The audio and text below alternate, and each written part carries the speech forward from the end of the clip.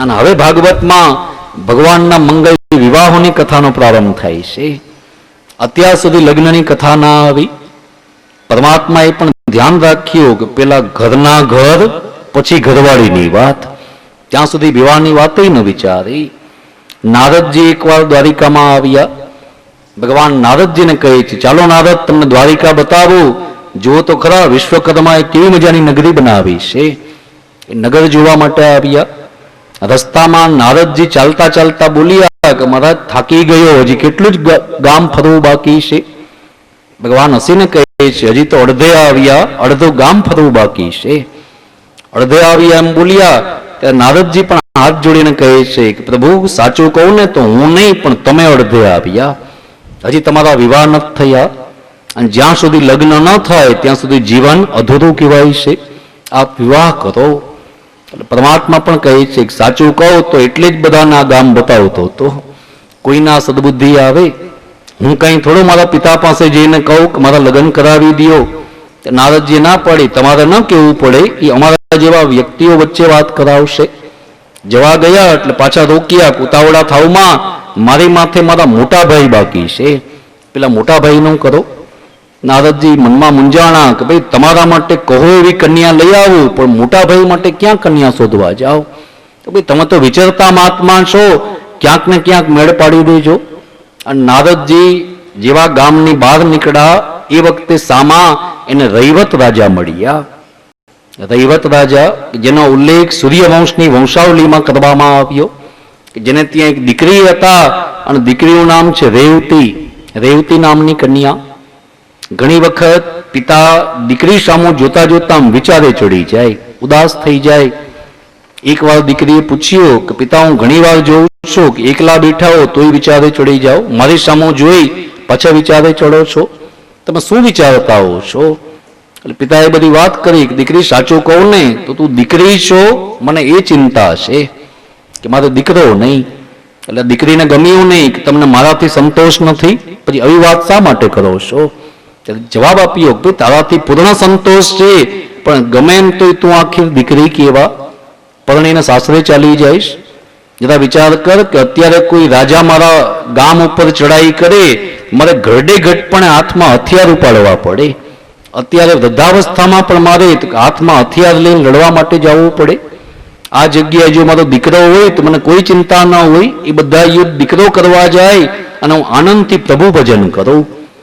આ વાત સાંભળી એટલે આ દીકરી બધા મંત્રીઓને ભેગા કરીને સમજાવે છે કે એક રાજકુમારમાં જેટલા ગુણ હોય એ બધા ગુણ મારી અંદર કેળવી દો. મંત્રીઓ પણ એટલા ઉત્તમ હતા કે સગી દીકરીને જેમ આ રાજકુમારીને રાખ્યા અને એને બધી વિદ્યા શીખવાડી. કોઈ હથિયાર એવું નથી કે આ દીકરીને ચલાવતા ના આવડે. યુદ્ધનો કોઈ એવો વ્યૂહ નથી કે દીકરી ભેદી ન શકે. મોટા મોટા શક્તિશાળી રાજા રેવતી દીકરી સામે હારી જાય, અને હારી ગયેલા બધા રાજવીઓ રૈવત પાસે આવીને કહે છે કે મહારાજ, તમારી દીકરી ખૂબ શક્તિશાળી છે, અમે તો આની સામે હારી ગયા, પરાજિત થયા, પણ તમને એટલું સમજાવીએ છીએ કે આ દીકરીના લગ્ન કોઈ જેવા તેવા વ્યક્તિ સાથે ન કરતા. આ બહુ સમર્થ કન્યા છે, આના માટે પુરુષ પણ કોઈ સમર્થ શોધજો.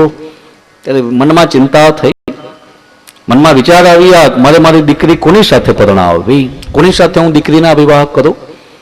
એ વખતે બ્રહ્માજીને પૂછવા ગયા.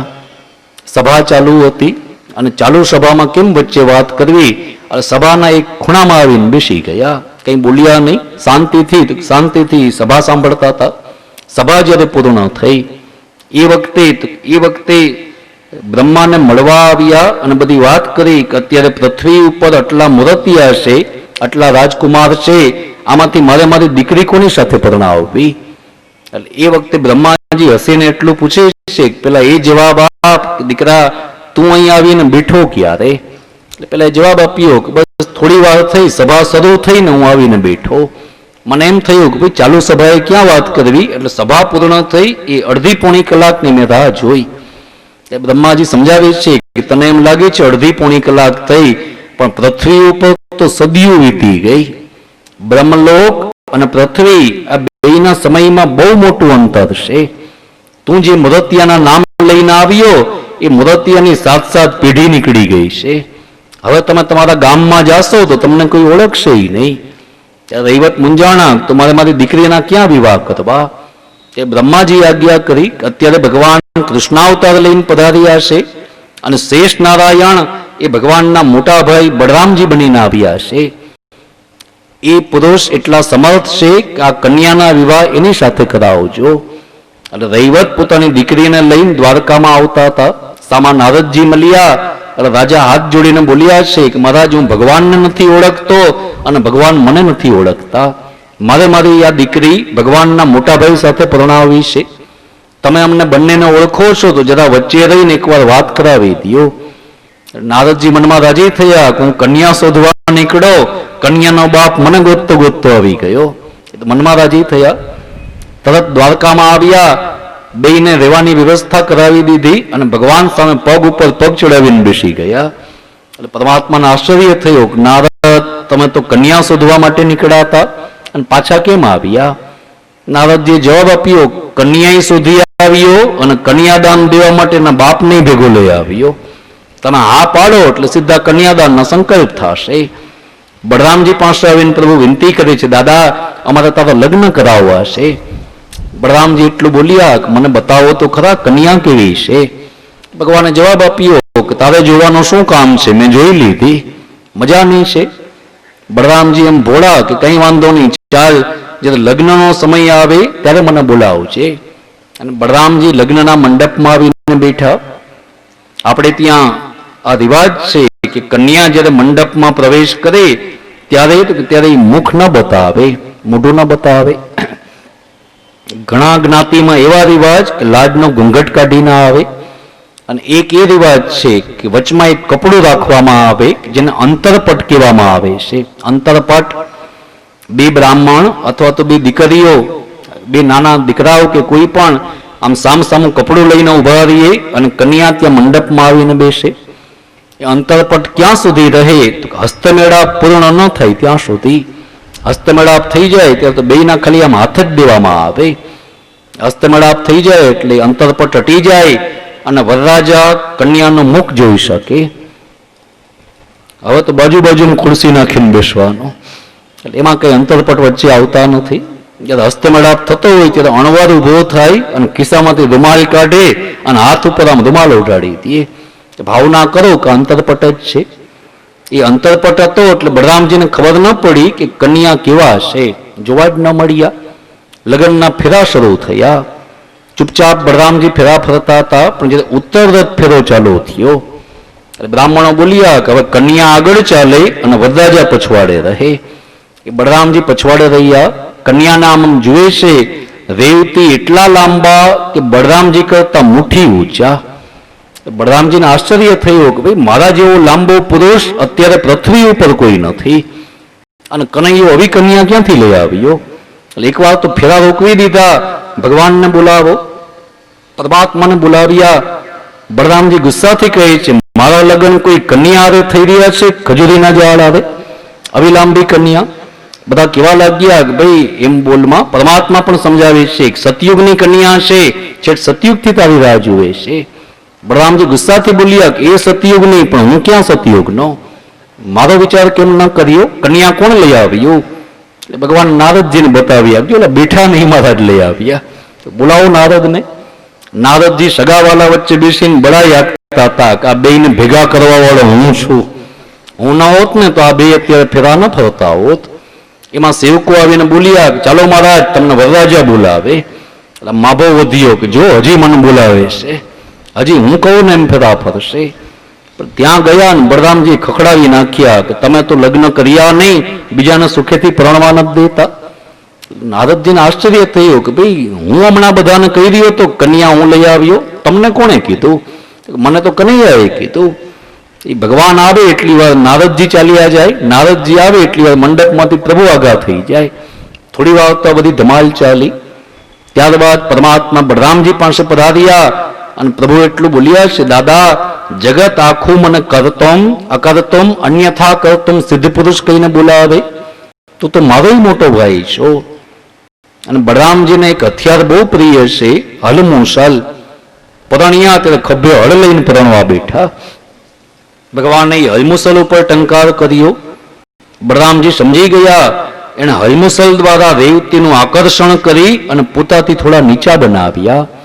અને પછી જે ફેરો અધૂરો હતો એ ફેરાને પ્રભુએ પૂર્ણ કરાવ્યો. આ બળરામજી અને રેવતીના મંગલ વિવાહની કથા. અને હવે ભાગવતમાં ભગવાનના મંગલ વિવાહની કથાનો પ્રારંભ થાય છે, જેને આપણે રૂકમણી હરણની કથા કહીએ છીએ. હવે એ કથાનો પ્રારંભ કરવામાં આવ્યો. રાજા શ્રી ભીષ્મકો નામ વિદર્ભાધિપતિર મહાન તસ્ય પંચા ભવેત પુત્રા કન્યૈકા ચ વરાનનમ રૂક્મગ્રજો રૂક્મરથો રૂક્મબાહુદનંતર રૂક્મકેશો રૂક્મમાલી રૂક્મિણ્યેષામ સ્વસાસતી. વિદર્ભ નામનો દેશ અને કુંડિનપુર નામનું નગર કે જ્યાં ભીષ્મક નામના રાજા રાજ કરે છે. ભીષ્મક રાજાને 5 દીકરાઓ છે. રૂક્મગ્રજ, રૂક્મબાહુ, રૂક્મકેશ, રૂક્મરથ, સૌથી મોટો રૂક્મમાલી જે રૂક્મયો કહેવાનો. એક દીકરી છે, દીકરીનું નામ છે રૂક્મણી. દીકરીને જન્મ આપી અને મા મૃત્યુ પામી ગઈ. પિતા અને ભાઈના હાથમાં દીકરી મોટા થયા. આ બેન જ્યારે યુવાન બન્યા, એક દિવસ પિતા અને 5 ભાઈઓ બધા એક સાથે ભોજન કરતા હતા. એક ભાઈ પિતાની સાથે વાત કરે છે, પિતા આપણી બેન સામે નજર કરો, હવે યુવાન થઈ ગઈ, હવે આના માટે યોગ્ય ઠેકાણા શોધવા જોઈએ. એ ભાઈઓ તો બધા લગ્નની વાત કરી, ભોજન કરીને ઊભા થયા. પિતા છેલ્લે ધીમે ધીમે ભોજન કરતા હતા. દીકરી પિતા પાસે આવી હાથ જોડીને બોલી છે કે ભાઈ, દીકરી માટે કહેવાય છે કે દીકરી પોતાના મનની વાત કોની આગળ કરે તો પોતાની જનેતા પાસે, મા પાસે વાત કરશે. મારી મા પણ તમે અને મારા પિતા પણ તમે. જો મારા લગ્નના વિચાર કરતા હો તો એટલી વિનંતી કરું છું કે કૃપા કરી અને મારા વિવાહ દ્વારિકાધીશ પ્રભુ સાથે કરજો. હું મન કર્મ વચનથી વળી ચૂકી છું. ભીષ્મક પણ એટલું બોલ્યા કે દીકરી, તારી ઈચ્છાથી પતિ શોધ્યા, પણ બહુ લાયક પુરુષ શોધ્યા છે. કોઈ સારો દિવસ આવશે એટલે હું આ વાતની જાહેરાત ગામ વચ્ચે કરી દઉં. થોડા સમયમાં પાછા બધા ભાઈઓ ભોજનમાં ભેગા થયા. વળી પાછી બેનને પરણાવવાની વાત આવી એટલે પિતા એટલું બોલ્યા છે કે હવે આપણે આપણી દીકરી માટે કોઈ મુદતિયા શોધવાની જરૂરત નથી. હવે એના વિવાહની ચિંતાની કોઈ જરૂરત નથી. આ દીકરી માટે યોગ્ય પુરુષ શોધાઈ ગયા છે. એનું નામ છે દ્વારિકાધીશ પ્રભુ. રાજા છે, અપરિણીત પુરુષ છે. અને સૌથી મોટી વાત તો એ છે કે આપણી દીકરી માટે એ મનગમતા પુરુષ છે. દીકરી એની સાથે સુખી થશે. એ ભગવાનનું નામ લીધું એટલે એ જ વખતે રૂકમૈયાએ હાથમાં જે કોળીઓ હતો એ થાળીમાં મૂકીને હાથ ધોઈ નાખ્યા. ગુસ્સાથી બોલ્યો છે, કેવી વાત કરો છો, હું મારી બેન કનૈયા સાથે કોઈ દિવસ ન પરણાવું. પિતાને નવાઈ લાગી, ભાઈ તને શું વાંધો છે? અને જવાબ આપ્યો, મને એમાં બધા વાંધા જ દેખાય છે. ઘણા લોકો એમ કહે છે કે ના મા બાપ વસુદેવ અને દેવકી, અને ઘણા ના પાડે કે ના એ તો નંદ અને જશોદાનો દીકરો છે. ઘણા લોકો એમ માને છે કે જ્ઞાતિ એ યાદવ છે, અને ઘણા ના પાડે કે નહીં તો ગોવાળનો દીકરો છે. જેની નાત જાત બે, જેના મા બાપ બે, કઈ નક્કી નથી થઈ શકતું. આની સાથે હું મારી બેન કેમ પરણાવું? હું મારી બેન કનૈયાને ન પરણાવું. મારી બેન માટે યોગ્ય પુરુષ શોધી લીધા અને એનું નામ છે શિશુપાલ. હું મારી બેન શિશુપાલ સાથે પરણાવું. માતા પિતા દીકરીના લગ્ન દીકરીના ભલા માટે કરે છે.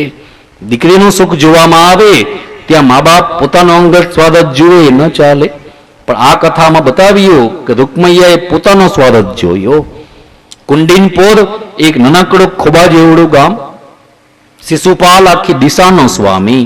એટલે મનથી વિચાર કરે છે કે અવડા મોટા રાજાને જો હું મારી બેન પરણાવું, મને કાલ સવારે બધા રાજકીય લાભ મળવા શરૂ થાય. એ રીતે બેનને પરણાવવા તૈયાર થયા. ભાઈઓ બધા ચાલ્યા ગયા. પિતા ભોજન કરતા હતા.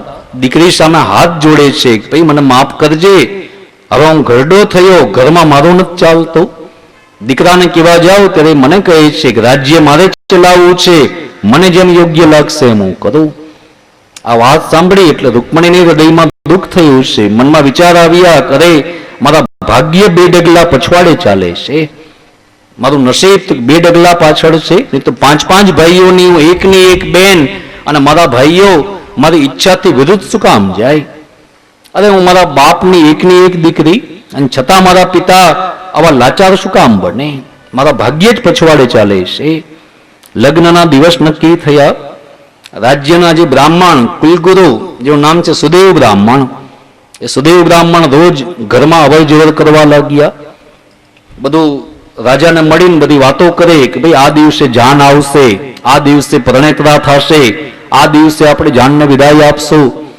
એ રોજના મુહૂર્ત નક્કી થવા લાગ્યા. રૂકમણીએ બ્રાહ્મણની અવર જવર જોઈ એટલે દાસીને સૂચના આપી કે જાય બ્રાહ્મણને મારા ઓરડામાં બોલાવતી આવ. સુદેવ બ્રાહ્મણને બોલાવ્યા. બધા દાસીઓને બહાર કાઢ્યા, દ્વાર બંધ કરી અને રૂકમણી બ્રાહ્મણને પ્રશ્ન કરે છે, મહારાજ જવાબ આપો, તમારી ને મારી વચ્ચે સંબંધ શું કહેવાય? એટલે બ્રાહ્મણ જવાબ આપે છે, દીકરી એક રીતથી વિચાર કર ને તો તારી ને મારી વચ્ચે કોઈ સંબંધ નથી. આપણી વચ્ચે કોઈ મૃત્યુ પામે ને તો નાવાનો સંબંધ નથી. અમે બ્રાહ્મણ, તમે ક્ષત્રિયો છો, આપણી વચ્ચે કોઈ જાતના સંબંધ નહીં. અને એક રીતથી જો તું વિચાર કર તો તું મારા યજમાનની દીકરી છો. અમે બ્રાહ્મણ યજમાનના ઘરને પોતાનું ઘર માનીએ, અને યજમાનની દીકરી તો તું મારી પણ દીકરી કહેવા. એક બાપ ઉપર દીકરીનો જેટલો અધિકાર હોય એટલો મારા ઉપર તારો અધિકાર છે. બોલ તારો શું કામ છે? રૂકમણી બહુ પ્રસન્ન થયા કે બસ મહારાજ, હવે હું જે વાત કહેવા માંગુ છું એ યજમાનની દીકરી તરીકે નહીં, પણ સગી દીકરી જેમ બાપનો ભરોસો કરે એમ હું તમારો ભરોસો કરવા જઈ રહી છું. એક પત્ર લખીને આપ્યો કે આ મારો વિનંતી પત્ર, તમે ભગવાન દ્વારિકાધીશ પ્રભુના ચરણમાં જઈ અને આ વિનંતી પત્ર પધરાવી દો. બ્રાહ્મણ કાગળ લઈને બોલ્યા છે, દીકરી ચિંતા ન કરતી, હું આવતીકાલ સવારના જ રવાના થઈ જાઉં. રૂકમણીએ હાથ પકડ્યો, મહારાજ ઉભા રહ્યો, કાલની વાત કરો માં. ભલું પૂછું, રાતના તમારી આંખ બંધ થઈ જાય કે મારી આંખ બંધ થઈ જાય તો? તમે ઘરડા છો, તમને આવતીકાલ ઉપર ભરોસો છે. હું તો યુવાન છું, વર્તમાનમાં રાચવા વાળી દીકરી છું મહારાજ. આજની વાત કરો, ગઈકાલની એ વાત નહીં અને આવતીકાલની એ વાત નહીં. 3 કાળ છે. આપણે ત્યાં 3 કાળની વાત થઈ છે, ભૂતકાળ, ભવિષ્યકાળ અને વર્તમાન કાળ. એ જ રીતથી 3 અવસ્થા, બાલ્યાવસ્થા, યુવાવસ્થા અને વૃદ્ધાવસ્થા. આ ત્રણેય ઉંમર એવી છે કે જ્યાં એક એક કાળ રહેલો છે, એક એક સમય રહેલો છે. બાળક પાસે ભવિષ્યકાળ રહેલો છે. નાનકડા બાળકો ભેગા થાય, વાતો કરે ત્યારે એની વાતો સાંભળો તો એ વાત કરતા કરતા એમ જ બોલે કે મોટો થઈશ ને એટલે આના જેવું ગાડી લેવી છે, મોટો થઈશ ને એટલે આના જેવા ચશ્મા લેવા છે, મોટો થઈશ એટલે આવા કપડાં કરાવીશ, મોટો થઈને આમ કરું. બાળકને એમ છે કે બધું મોટા થઈને જ કરાય. એ બાળકને એ ખબર નથી કે મોટા થયા ભેગો ખોટો થઈ જવાનો છે. નિર્દોષતા બચપનની જ છે. બાળક એમ માને કે મોટો થાવ પછી આ બધું કરું. ઘરડા લોકોની બાજુમાં બેસો તેની પાસે ભૂતકાળની વાતો હોય. અમારા જમાનામાં સોનું આટલા રૂપિયા તોલું હતું, અમારા સમયમાં આ વસ્તુ આટલા રૂપિયાની મળતી, અમારા સમયમાં આ વસ્તુ આમ બનતી. એ લોકો પાસે ભૂતકાળના સંસ્મરણો છે. શાસ્ત્ર કહે છે કે યુવાન વ્યક્તિ કોને કહેવાય તો ઉંમર સાથે કોઈ મતલબ નથી. ઉંમરને નથી બતાવી, ત્યાં કાળ બતાવ્યો છે કે જે ગઈકાલની વાત ન કરે અને આવતીકાલની ચિંતા ન કરે, જે આજમાં જીવતા શીખે તો એનું નામ યુવાન. આજે રૂકમણી બોલી છે, મહારાજ હું યુવાન છું, આજમાં વર્તમાનમાં રાચવા વાળી દીકરી. જવું છે તો હમણાં જ ચાલતા થઈ જાઓ. સુદેવ બ્રાહ્મણ પણ બોલ્યા કે એટલું જરૂરી હોય તો ચાલ, હું અહીંથી જ જઈ રહ્યો છું, મારા ઘરે સમાચાર આપી દેજે. અને સુદેવ બ્રાહ્મણ ચાલતા થયા. પરમાત્માને સમાચાર મળ્યા કે બ્રાહ્મણ આવ્યા છે. ભગવાન એને પોતાના ઓરડામાં લઈ ગયા. બ્રાહ્મણને પત્ર આપવો હતો પણ સંકોચ હતો કે મારે ભગવાનના કાગળ કેમ આપવો, પરમાત્માને મારા પત્ર કઈ રીતથી આપવો. ભગવાન સમજી ગયા કે કંઈક કહેવા માંગે છે પણ બોલી નથી શકતા. એટલે એકવાર તેનો હાથ લઈને પોતાના હાથમાં લીધો. બ્રાહ્મણનો સંકોચ પ્રભુ દૂર કરે છે. મહારાજ અવડી મોટી મુસાફરી એમનેમ તો નહીં કરી હોય ને, આપ ખૂબ દૂરથી આવી રહ્યા છો, કંઈક જરૂરી કામ હશે તો જ પધાર્યા હશો, હવે કહો તો ખરા શું કામ આવ્યા? એટલે બ્રાહ્મણનો સંકોચ દૂર થઈ ગયો. એ હાથ જોડીને બોલ્યા છે, મહારાજ તમને મળ્યો નતો, તમારી સાથે મુલાકાત નથી થઈ, ત્યારે મનમાં એમ હતું કે તમારી સાથે કેમ બોલાતું હશે, તમારી સાથે કેમ વાતચીત કરાતી હશે, પણ તમને મળ્યા પછી કહેવાની ઈચ્છા થઈ છે કે પ્રભુ આપ બહુ સરળ છો, આપ બહુ સરળ છો. તરત જ પરમાત્માને પત્ર કાઢીને આપ્યો કે મારા ગામની રાજકુમારીએ તમને આ કાગળ લખીને આપ્યો છે. ભગવાન આમ પત્રને જુએ છે કે જેના ઉપર સ્વસ્તિકનું ચિહ્ન છે, કુમકુમના છાંટણા હતા. ભગવાનને વિચાર આવ્યો કે મેં એને જોયા નથી, એ કન્યાએ મને નથી જોયો, અને છતાં એને મારી સાથે પરણવાના વિચાર કેમ આવ્યા? આમ વિચારતા વિચારતા પ્રભુ પત્રને ખોલે છે. રૂકમણીએ સંબોધન બહુ સુંદર લખ્યું છે, ભુવન સુંદર, ત્યાંથી શરૂઆત કરીશું. શ્રુત્વા ગુણાન ભુવન સુંદર શૃણવતામ તે નિર્વિશ્ય કર્ણ વિવરે હરતોંગતાપમ રૂપમ દશાદશીમતામ અખિલાર્થલાભમ ત્વય્યચ્યુતાભિષતિ ચિત્તમપત્રપમ મે. શ્રુત્વા ગુણાન ભુવનસમ દર્શનવતામ તે. હે ઈશ્વર, તમારા સ્વરૂપની શું વાત કરવી? ભગવાનના અનેક રૂપ છે, અનેક નામ છે, એમાં ઠાકોરજીનું એક સ્વરૂપ છે મદન મોહનલાલજી. આપણે બોલીએ છીએ શ્રી મદન મોહન પ્રભુ. મદન એટલે કામદેવ અને મોહન એટલે મોહ પમાડી દે. સ્વયં કામદેવને પણ જો કોઈ મોહ પમાડ્યું સ્વરૂપ હોય તો એ પરમાત્માનું મદન મોહનલાલજીનું સ્વરૂપ. મહાદેવજીએ ત્રીજું નેત્ર ખોલ્યું અને કામદેવ બળીને ભસ્મ થઈ ગયા. ત્યારે કામદેવ પ્રભુ પાસે આવીને વિનંતી કરે છે કે મહારાજ મારે બીજું દેહ જોઈએ, બીજું શરીર જોઈએ. પરમાત્મા પૂછે છે, બોલો તમારે કેવો દેહ ને કેવું શરીર જોઈએ છે? એટલે માગણી કરી કે મારો દેખાવ તમારા જેવો કરી દો, મારે તમારા જેવો રૂપ જોઈએ. ભગવાન આજ્ઞા કરે છે કે હું કૃષ્ણાવતાર લઈને જાઉં, તમે મારા દીકરા બનીને આવજો. મારા દીકરા બનશો એટલે તમારો દેખાવ મારા જેવો થશે, તમારી અણસાર મારા જેવી પ્રાપ્ત થશે. અને એ જ કામદેવ ભગવાનને ત્યાં પેલા પ્રદ્યુમ્ન દીકરા થઈને આવ્યા, જે સાક્ષાત કામદેવનું સ્વરૂપ. આજ રૂકમણી લખે છે કે તમારા રૂપમાં તો કામદેવ મોહ પામે, આપના રૂપની શું વાત કરવી? મેં આપના સ્વરૂપના દર્શન નથી કર્યા, પણ શ્રુત્વા ગુણાન, તમારા ગુણાનો વાત સાંભળ્યા છે, તમારી કથા સાંભળી છે, આપના કીર્તન સાંભળ્યા. અને કથા કીર્તન એવા છે કે કાન દ્વારા અંદર જાય અને હૃદયના તાપ ક્યાં ઉડી જાય ખબર ન પડે. જેના નામમાં મહાત્મ્ય છે, એના સ્વરૂપની સેવા કરવા મળે તો શું વાત કરવી? મહારાજ હું આપના ચરણમાં તો સેવા માટે આવી રહી છું. ભગવાન એક એક શ્લોકને વાંચતા જાય અને મનમાં એક એક પ્રશ્ન ઉભો થાય, પણ જ્યાં બીજો શ્લોક વાંચે ત્યાં પ્રશ્નનો જવાબ મળી જાય. આ શ્લોક જે પત્ર લખ્યો એમાં રૂકમણીએ 7 શ્લોક લખ્યા હતા. શ્લોકની સંખ્યા 7 રાખી, ન 6 શ્લોક લખ્યા ન 8 શ્લોક લખ્યા, 7 જ શ્લોક.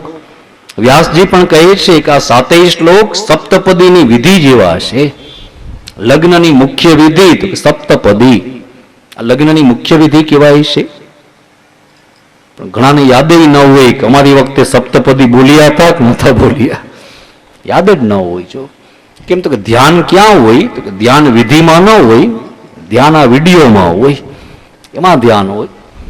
એટલી વાર તો એટલી વાર સતત ધ્યાન ત્યાં જ રહેલું હોય. મહારાજ એમ કહે કે હા પાડો એટલે વરરાજો હા પડે કે હા, પણ ભાઈ પૂછતો ખરા કે મહારાજ તમે શેની હા પડાવી રહ્યા છે? એ બ્રાહ્મણ કે આમ બોલો તો બોલી નાખે. જો એ તો પૂછતો નથી ત્યારે વરરાજો તો વરરાજો બને એટલે બિચારાને તો કોઈ અનુભવ તો હોય નહીં. આ તો આ વિધિ એવી છે કે આના કોઈ અનુભવ ન હોય એટલે પેલી વાર જ કરવા બેસે. બ્રાહ્મણ એમ કહે કે આમ કરો એટલે ઓલો બિચારો એમ કરવા લાગે. એ પૂછતો નથી કે મહારાજ તમે આ બધી વિધિ અમને શું કામ કરાવો છો? જો પૂછી લઈએ તો ખબર પડી જાય. પણ બ્રાહ્મણ કહેતા નથી અને સામે એ વરરાજો એ પૂછતો નથી. અગાઉ માણસો એમ કહેતા કે ભાઈ બધી વિધિ બરોબર થતી, સમય લોકો પાસે ઘણો હતો. હવે તકલીફ શું થઈ તો તકલીફ ટાઈમની થઈ. આપણી પાસે બધું છે પણ આપણી પાસે સમય નથી. સમયની બહુ મુશ્કેલી છે અને એટલે જ જૂનવાણી માણસો એમ બોલતા કે અમારા વખતમાં લગ્ન 8-8 દી હાલતા, અઠવાડિયું સુધી વિવાહ ચાલતો, મહેમાન 15-15 દિવસ રોકાવા માટે આવતા. લગ્નની વિધિ હોય ત્યારે મહેમાનો આવે, ઘણો સમય રોકાતા. હવે તમે જુઓ, ગમે એવા નજીકના સગા હોય, આગલી રાતે આવે ને પછી જાન વિદાય થાય એટલે ચાલતા થઈ જાય. આપણા પ્રસંગોના સમય ઘટ્યા. આજના સમયમાં 8 દિવસ તો લગ્ન નથી હાલતા, પણ 8 કલાકે નથી હાલતા, ત્યાં લગ્ન પૂરા થઈ જાય. આ લોકોની એક કેસેટ ઘણી વાર પૂરી ન થતી હોય. પછી આ લોકો એમ કહે કે શ્રીમંતનો પ્રસંગ આવે ને ત્યારે થોડીક ખાલી રાખી જ છે, બોલાવજો પાછા, ત્યારે પૂરું કરી દઈશું. ચાલો જરા વિચારો, એક 3 કલાકની કેસેટ તો એ પૂરી નથી થતી. ત્યારે આશ્ચર્ય થાય કે વિધિ કેટલી ઘટી ગઈ. અને એમાં તો એ બધું લઈ લઈએ, ગણપતિ બેસે ત્યાંથી વરઘોડા સુધીનું બધું આવી જાય, નાચ ગાન દાંડિયા બધું આવી, છતાં પૂરી ન થાય. ત્યારે આશ્ચર્ય થાય કેટલી વિધિ ઘટી ગઈ. પેલા 8 દી ચાલતા, હવે 8 કલાકે ન ચાલે. પછી એટલું કહેવાની ઈચ્છા થાય, ઓલા જાજા દિવસે થતા હતા નહીં, ટકતા હતા જાજા. આ ફટાફટ થાય છે એમાં તો એમાં રેણ જ કાચું થઈ જાય, સરખું ચોટતું જ નથી. જો રેણ કાચું બતાવ્યું. આપણે ત્યાં એમ કહેવાય છે કે બને ત્યાં સુધી લગ્ન શિયાળામાં કરવા. શિયાળાની અંદર, શિયાળામાં લગ્નનું મહત્વ બતાવ્યું છે. લગ્નનો તો ત્યાં આનંદ બતાવ્યો કે શિયાળાની અંદર બધી વસ્તુ જામી જાય. અડદિયાથી લઈને ગમે મીઠાઈ કરો તો બધું જામી જાય, ટોપરાનું તેલું જામી જાય, તમામ વસ્તુઓ જામેલી. જેમ બધી વસ્તુ શિયાળામાં જામી જાય, એમ મહાપુરુષો કહે છે કે શિયાળામાં જો વિવાહ કરવામાં આવે તો વરકન્યાના મન જામી જાય, એની વચ્ચે ઝઘડા ન થાય, બે વેવાય તો વેવાઈના મન પણ જામી જાય. ક્યારેય બંને વચ્ચે મન દુઃખ નથી થતા. ઉનાળામાં શું થાય તો બધું બખ બખે, ઓગળતું હોય બધું. જો મીઠાઈ કરો તો એ ન જામે. પછી ઓલા જાનૈયા વાંક કાઢે, ગરમીમાં અમને શેકા હતા, તારા માવતરીએ શરબત નતો પાયો. આ બધી માથાકૂટ ત્યારે થાય. શિયાળામાં તૂટી આવીને પડી જાય, ત્યારે કોઈ ફરિયાદ નથી હોતી. જો એટલે જ્ઞાન કરાવ્યું, પછી શિયાળાના મુહૂર્ત ઉત્તમ મુહૂર્ત છે. આજ પણ એ સમજાવ્યું જે 7 શ્લોક છે એને સપ્તપદી સાથે સરખાવવામાં આવ્યા. ભગવાન એક શ્લોક વાંચે, મનમાં એક પ્રશ્ન થાય, શંકા થાય, પણ બીજા જ શ્લોકની અંદર રૂકમણી એ શંકાનું સમાધાન કરી હતી. પરમાત્માએ પહેલો શ્લોક વાંચ્યો એટલે ભગવાનને વિચાર આવ્યો છે કે ભાઈ મારે ત્યાં તો સોનાની દ્વારકા છે. આજ તમે કહો છો કે આવો અને મારી સાથે પરણી જાઓ, કાલ સવારે કોઈ બીજી કન્યા કાગળ લખશે કે આવો અને મારી સાથે પરણી જાઓ. સોનાની દ્વારકા જોઈને ઘણા લલચાશે, મારે કેટલાક વિવાહ કરવા. ત્યાં રૂકમણી પત્રમાં લખે છે, કાત્વા મુકુંદ મહતી કુલશીલ રૂપ વિદ્યા વયો દમિણધામ અભિરાત્મ તુલ્યામ. ભણેલા દીકરી હતા, રાજકુમારી હતા. એ જાણે છે કે પુરુષ પત્ની પાસેથી શું અપેક્ષા રાખશે. એ 3 અપેક્ષા મુખ્ય બતાવી છે. ગમે એવો પુરુષ હોય પણ એની ઈચ્છા છે કે મારા લગ્ન ક્યાં થાય તો કોઈ સંસ્કારી ઘરમાં, સારા ઘરની કન્યા મારા ઘરમાં પત્ની તરીકે આવે. પુરુષ પોતે ભલે ગમે એટલો અવગુણ વાળો હોય, દુર્ગુણ વાળા, દુર્વ્યસન વાળા હોય, પણ છતાં પુરુષની ઈચ્છા છે કે મને જે પત્ની તરીકે સ્ત્રી મળે એ કોઈ સંસ્કારી સ્ત્રી મળે, સારા ઘરની કન્યા અમારા ઘરમાં વહુ થઈને આવે. એટલે પેલું મહત્વ એ બતાવ્યું, કાત્વા મુકુંદ મહતી કુલ શીલ અને રૂપ. આ 3 વસ્તુનું મહત્વ છે. પેલું મહત્વ કુળને પેલા મહત્વ આપ્યું. પેલું મહત્વ સંસ્કાર, ત્યાર પછી કહેવાનું ચરિત્ર, અને છેલ્લે નંબર આપ્યું છે રૂપ. રૂપને સ્થાન 3જા નંબરનું મળ્યું. આજ પણ રૂકમણી બોલ્યા છે કે એમ ન માનતા કે કોઈ નબળા ઘરમાં તમારા લગ્ન થઈ રહ્યા છે, હું રાજકુમારી છું, એમ પણ ન માનતા મારું ચરિત્રમાં કઈ દાગ, કોઈ જાતનો દાગ નથી, મારું ચરિત્ર ઉત્તમ છે અને રૂપ પણ સારું છે, રાજકુમારી છું, મારા રૂપમાં પણ કેવાપણું નથી. આપ એમ ન માનો કે હું સોના ચાંદીથી લલચાઈને આવું છું. મહારાજ, તમારા ઘરમાં જેમ સોનાની દ્વારકા એમ અમારે ત્યાં સોનાના ઠામ વાસણ છે. જીવનમાં ઘણી વાર સોના ચાંદીનું જમી લીધું, અનેક જાતના હીરા માણેક પહેર્યા. આપ એમ ન માનો કે હું સમૃદ્ધિથી લલચાઈને આવું છું. મારે કેવલ આપની સેવા કરવી છે. નારદજીના મુખેથી મેં આપના મંદિરની કથા સાંભળી છે કે મંદિરની બહાર ચોક છે, ચોકમાં રાખશો તો ચોકમાં રહી જાઓ, ચોકની બહાર દોઢી ઉપર રાખો તો ત્યાં રહી જાઓ, અને દોઢીમાં ન રહેવા દો તો તમારી શેરીમાં પડી રહો, આપ જ્યાં કહેશો ત્યાં રહી જાઓ. રૂકમણીને એમ છે કે આ બધું ખાલી બોલવાનું હોય, લગ્ન પેલા બધું બોલી લેવાય, બાકી તો ભગવાન મને ભેગી જ રાખશે. પણ એ કાગળ એવો લખ્યો કે ભગવાને સાચવી ન રાખ્યો. એ પરણીને આવ્યા ત્યારે ભગવાનને કાગળ બતાવ્યો, જો લખેલું હોય નહીં બોલે, તમે જ લખ્યું છે જ્યાં રાખશો ત્યાં રહી જાઓ. તો પરમાત્માએ રૂકમણીને ઘરમાં તો ના આવવા દીધી, પણ ગામમાં ના આવવા દીધી, એને દ્વારકાની બહાર ઉતાર્યા. આજ પણ આપણે દર્શન કરવા જાય તો જોવા મળે કે રૂકમણીનું મંદિર ક્યાં છે, તો ગામની બહાર. તો હવે સોસાયટીઓ વધીને બધું એક થવા લાગ્યું. પેલા દ્વારકા ગામની બહાર જ મંદિર હતું, આજ દિવસ સુધી મંદિર ત્યાં છે. પરમાત્મા એને ઘરમાં ના આવવા દીધી, પણ એક અધિકાર બહુ મોટો આપ્યો, ભગવાનની થાળી પીરસવાનો અધિકાર. રાજભોગ ધર્યા પછી બીજા કોઈ પટરાની થાળી ન પીરસી શકે, આ એક રૂકમણીને જ અધિકાર છે. પેલા તો દ્વારકાના મંદિરમાં નિયમ હતો કે આ તરફ ભગવાનને રાજભોગ ધરવામાં આવે અને કોઈ પણ એક પૂજારી સાયકલ લઈ ગામની બહાર જાય. રૂકમણીના મંદિરમાં હેલો પાડવામાં આવે કે માં ત્યાં રાજભોગ ધરાણો છે, તમે પીરસવા માટે પૂછી જાઓ. હવે મોબાઈલનો યુગ આવ્યો એટલે હવે મોબાઈલ થઈ જાય છે કે ભાઈ અહીંથી પૂજારી ત્યાંના પૂજારીને ફોન કરીને કહી દઈએ કે રાજભોગ ધર્યો છે, હેલો પાડી લે. અને આજની તારીખે ત્યાં પૂજારી હેલો પાડે છે કે માં ત્યાં રાજભોગ ધરાયેલો છે, જાઓ જઈને પીરસી આવો. અને રૂકમણી પીરસવા માટે આવે એવી ભાવના કરવામાં આવે. રૂકમણી પત્રમાં લખે છે કે મહારાજ હું રાજકુમારી છું, અમારા એમાં એવો નિયમ છે, રિવાજ છે કે કન્યા કોઈ દી ઘરની બહાર ન નીકળે, દીકરી ઘરની બહાર નથી નીકળતી. પણ આ અમારામાં એ રિવાજ પણ છે કે પરણતા પહેલા એકવાર કન્યા કુલદેવીના મંદિરે પગે લાગવા જાય. પૂર્વે દિવસથી મહતી કુલદેવી યાત્રા, અમારા કુલદેવીનું મંદિર ગામની પૂર્વ દિશામાં ગિરજાદેવીનું મંદિર છે, હું ત્યાં જાઉં, આપ ત્યાં આવીને મારું હરણ કરી જાજો. કાગળમાં બધું લખ્યું કે અહીંયા હું જવાની છું, આટલા વાગે પહોંચીશ, તમે આવી જાજો, ત્યાંથી મારું હરણ કરી લેજો. અને છેલ્લે તો એક મેણું લખ્યું છે કે જંગલની વચ્ચોવચ વનરાજ કેસરી સિંહ માટે એક ભાગ મૂકવામાં આવે, અને માની લ્યો કે સિંહને આવવામાં મોડું થાય અને ભાગ કોઈ શિયાળિયું ઉપાડી જાય. મહારાજ એમાં વાંક ભાગનો ન કહેવાય, વાંક સિંહનો કહેવાય કે જેણે મોડું કર્યું અને શિયાળિયું ભાગ ઉપાડી ગયો. આ લીટી કાગળમાં વાંચે ને ભગવાન પલંગમાં ઉભા થઈ ગયા. પરમાત્મા બોલ્યા છે કે આ સિંહ એવો ગાફેલ નથી કે મારો ભાગ કોઈ શિયાળિયું લઈ જાય. સવારના સૂર્યોદય થાય એ પેલા તો બ્રાહ્મણને સાથે લઈ અને પરમાત્મા દ્વારિકાની બહાર પધાર્યા, કુંડિનપુર જવા માટે પધાર્યા. આ તરફ બળરામજીનો નિયમ કે રોજ સવારના વહેલા જાગે અને ભગવાનનું મુખ જોવા આવે, દર્શન કરવા આવે. આજ દર્શન કરવા આવ્યા અને જ્યાં જોયું તો પલંગ ખાલી પડ્યો હતો. નવાઈ લાગી, બધાને પૂછ્યું કનૈયો ક્યાં ગયો? ઘણા વર્ષે બળરામજીનો નિયમ તૂટ્યો અને બળરામજીએ રાડારાડી કરી મૂકી. કનૈયો ક્યાં ગયો, કોને પૂછીને ગયો, કેટલા વાગે નીકળ્યો? બધા ધ્રુજવા લાગ્યા. બળરામજીનો આવેશ એટલો.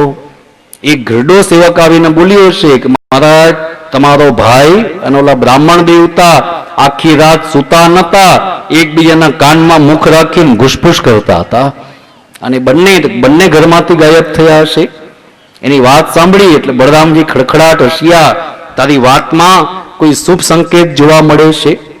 કનૈયો જો ત્યાં ગયો છે તો નક્કી રૂકમણીનું હરણ કરવા ગયો. એકલો છે ને તકલીફ પડશે, આમ વિચારીને બળરામજીએ 50 ચુનંદા યાદવોને તૈયાર કર્યા. એ 50 ચુનંદા યાદવ યોદ્ધાને સાથે લઈ અને બળરામજી પણ ત્યાં પધાર્યા. આ તરફ શિશુપાલની જાન રવાના થઈ રહી હતી, અને જાનની અંદર એક મોંઘેરા મહેમાનની રાહ જોવાતી હતી, જેનું નામ છે જરાસંધ. જરાસંધની રાહ જોવાણી. જરાસંધ આવ્યા એટલે એકવાર તો શિશુપાલ સામો જોઈને પ્રશ્ન પૂછ્યો કે મને જવાબ આપ, તારા શરીરમાં કોઈ રોગ છે, બીમાર છો? પેલા ના પડી કે હું જરાય બીમાર નથી, સ્વસ્થ છું. તો શું આ લગ્ન પરાણે થાય છે? તને કન્યા નથી ગમતી? ત્યારે પણ એણે જવાબ આપ્યો કે ભાઈ મને કન્યા બહુ ગમે છે, લગ્ન પણ મારી ઈચ્છાથી જ થાય છે, જો કોઈ તકલીફ નથી તો તારા મોઢા ઉપર વરરાજાપણાનો રંગ કેમ નથી દેખાતો? વરરાજાના મુખ ઉપર તો એક રંગ દેખાતો હોય. શિશુપાલે જવાબ આપ્યો કે ભાઈ રંગ તો ઘણોય ચડાવો છો, પણ દ્વારકા વાળાનું નામ યાદ આવે છે ને બધા રંગ ઉતરી જાય છે. મને એમ લાગે છે કે મને સુખેથી નહીં પરણવા દે. એટલે જરાસંઘ જવાબ આપે, ચિંતા કરમાં, મને એને ભગાડતા આવડે છે, અને છતાં જો તને ભય લાગતો હોય તો સાંભળ, આપણે આખા લશ્કરને સૂચના આપશું કે જાનૈયા બનીને ભેગા આવી જાઓ, નવા વસ્ત્ર પહેરીને આવજો, નવા કપડાં પહેરજો, ઘરેણા પહેરીને આવજો, વખત આવે ત્યારે હાથમાં હથિયાર ઉપાડી લેજો. અને એ રીતથી આખા લશ્કરને સાથે રાખ્યો.